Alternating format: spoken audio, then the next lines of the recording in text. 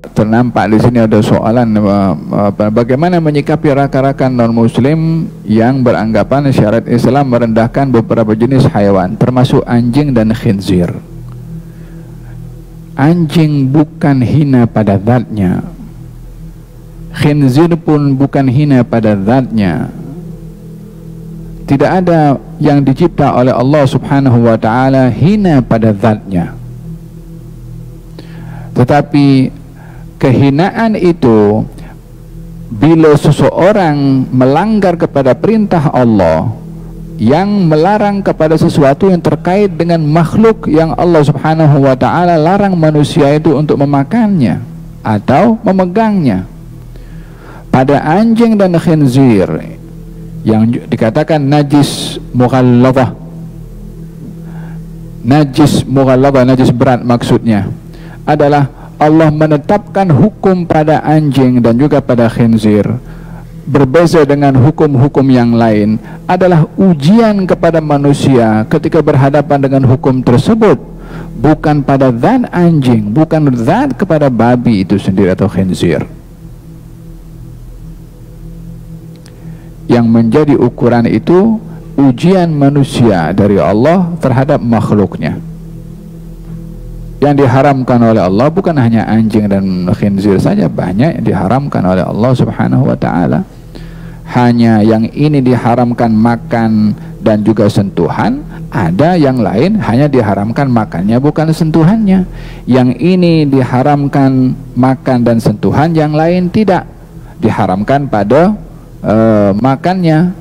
Maka sejauh mana seseorang itu berjaya menghadapi perintah Allah ketika diuji dengan hukum hakam terkait dengan yang dilarang sentuh dan makan, dan sejauh mana orang itu berjaya berhadapan dengan perintah atau larangan Allah pada binatang yang hanya diharamkan untuk makan. Kalau tidak, kenapa di dalam Al-Quranul Karim Allah Subhanahu wa ta'ala bercerita juga berkenaan dengan anjing? Kenapa tak diceritakan harimau? Walaupun lebih ganas daripada anjing. Dalam Al-Quran Allah berfirman, yas'alunaka madza uhilla lahum. Mereka bertanya kepadamu wahai Rasulullah Muhammad tentang apa yang dihalalkan kepada mereka. Qul uhilla lakumut thayyibat. Dihalalkan kepada kamu makanan yang baik dan halal. Wa ma 'allamtum minal jawarihi mukallibina tu'allimunahunna mimma 'allamakumullah fakulu mimma amsakna 'alaikum wadhkuru ismallahi 'alaihi. Halal kepada kamu adalah makanan-makanan yang baik dan binatang buruan yang diburu oleh binatang pemburu, termasuk binatang pemburunya itu anjing. Yang kamu latih anjing itu untuk berburu. Bila anjing terlatih untuk berburu untuk kamu, dan binatang yang diburu oleh anjing yang berburu tadi mati, halal itu binatang untuk kamu makan walaupun diburu oleh seekor anjing. Hanya dibersihkan pada bahagian gigitan itu karena dia adalah termasuk binatang yang najis. Binatang-binatang yang lain liurnya najis ada juga selain anjing, hanya cara bersucinya berbeza. Dan sekarang pun ada dibuktikan kalau bersihkan daripada najis anjing kena pakai tanah. Ini Nabi Muhammad bercakap 14 abad yang lalu. Fahim dong. Jadi di Al-Quran juga ada diceritakan perumpamaan sifat yang ada pada binatang itu untuk tidak ada kepada manusia. Ya subhanallah. Kita dalam ilmu tasawuf, Al-Imam Al-Ghazali ada mengupas tentang sifat-sifat yang ada pada binatang, yang bagi binatang itu tak ada apa-apanya karena dia binatang, bukan mukallaf, bukan punya akal. Kita diberitahukan untuk kita mengelak daripada sifat yang ada pada binatang karena kita adalah makhluk yang diberi keistimewaan oleh Allah akal, bukan seperti binatang. Berapa banyak di dalam Al-Quran Allah memberikan perumpamaan kepada manusia seperti binatang pada sifatnya. Bukan hanya anjing, tapi binatang ternak pun juga, seperti lembu contohnya, atau yang lainnya. Allah berfirman, ulaika kal an'ami bal hum adall. Ketika mereka tidak menggunakan akalnya, hatinya, matanya, telinganya, mereka macam binatang ternak, bahkan lebih hina daripada binatang ternak. yakni binatang ternak itu di sisi Allah tak ada nilai kemuliaan dan juga kehinaan, dia binatang. Sama juga dengan anjing, ketika disifatkan oleh Allah Subhanahu wa taala orang yang dia rakus ataupun dia derhaka ataupun dia suka barawah, yakni suka menakutkan orang atau dia derhaka kepada Allah Subhanahu wa taala. Dalam Al-Quran menceritakan tentang ulama yang dia tidak betul dalam menjalankan tugasnya, maka diumpamakan seperti seekor anjing pada sifatnya. Walaupun bagi anjing sifat itu tak ada kena mengena, dia anjing, binatang. Ketika disifatkan tentang oleh Imam Al-Ghazali, manusia ini punya sifat yang mirip dengan sifat binatang.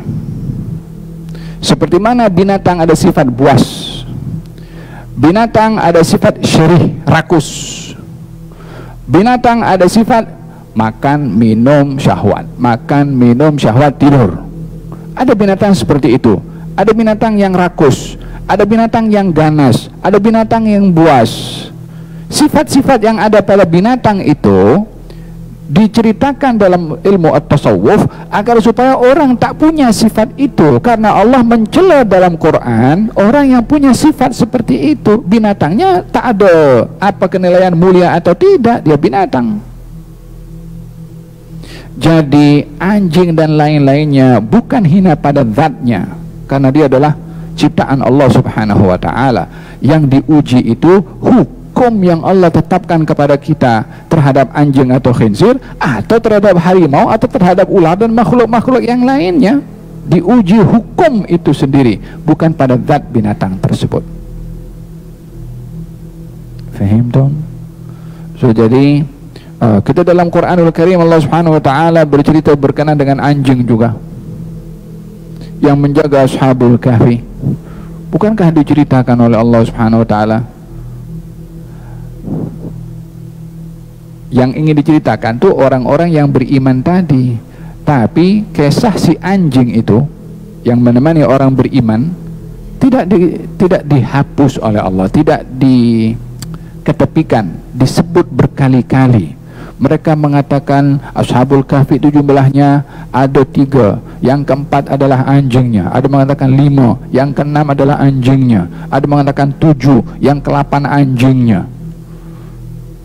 Untuk apa anjing diceritakan ikut dalam jumlah tuh? Kan semuanya manusia. Kenapa anjing dimasukkan di situ? Kalbuhum, anjing mereka. Kalau itu hina pada zatnya, untuk apa ada dalam Quran diceritakan makhluk yang hina? Sifat. Diceritakan oleh Allah, wa kalbuhum basitun dhira'ihi bil wasid law tala'ta 'alaihim lawallaita minhum. Dan kamu melihat anjingnya itu membuka lengannya bil wasid. Wasid itu halaman di hadapan mulut gua, yakni menggambarkan bagaimana anjing itu menjaga Ashabul Kahfi yang tidur. Cara duduknya anjing pun diceritakan oleh Allah.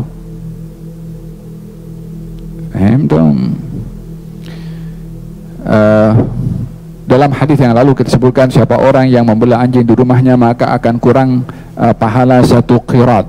Ujian dari Allah Subhanahu wa taala terhadap orang yang memelihara anjing. Tak boleh kau memelihara anjing. Ada beberapa pilihan, ada beberapa macam-macam sebagaimana saya sebutkan.